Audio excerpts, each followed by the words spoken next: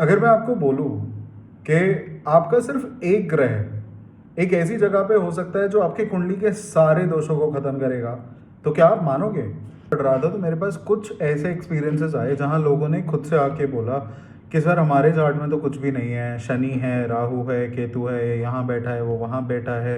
मुझे आज तक सबने बोला है कि आपके चार्ट किसी काम का नहीं है, आपकी ग्रोथ नहीं हो सकती है। और लोग बहुत डरे रहते हैं इस चीज़ को लेके कि सामने वाला पता नहीं क्या बता दे। See we are astrologers, right? We are here to guide you. जो हमें दिखता है हम वो बताते हैं। It's not that we do anything superficial, anything that you can change in your birth chart, nothing that can happen.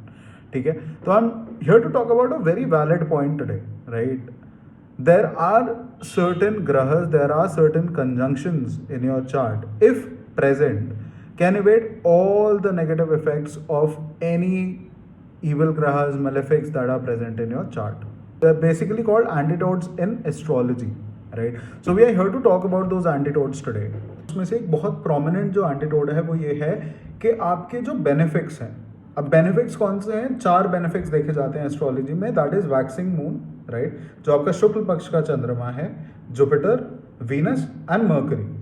अगर ये चारों बेनिफिट्स में से 1, 2, 3 या 4 आपके केंद्र के घर में बैठ जाते हैं, means the centre of the कुंडली, सो 1, 4, 7 and 10, if these benefits or one of these benefits are sitting in one of these houses, then they'll destroy almost 80% of any evil or malefic grahas that are present in your chart or combinations that are present in your chart.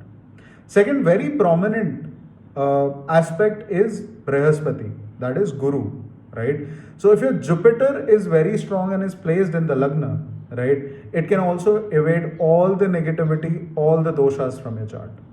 Third, in case if you're Lagnesh, so when I से लग्नेश, लग्नेश क्या है? आपके लग्न में जो राशि बैठी है उसका जो स्वामी है।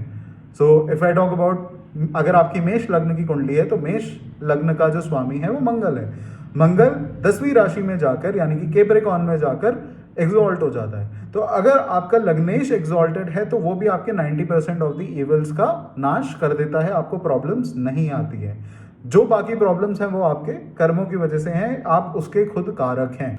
If you really want to understand astrology from that depth and with optimism, without the fear of the grahas, right, and how they can aspect and change it, you have to understand that there's always an antidote present in astrology, right? So you don't have to fear. You can DM us for your personalized readings. We'll be able to help you with all these conjunctions, with all these aspects and personalized remedies so that you can perform even better in life. Vishok Shri Vishnu, thanks for watching.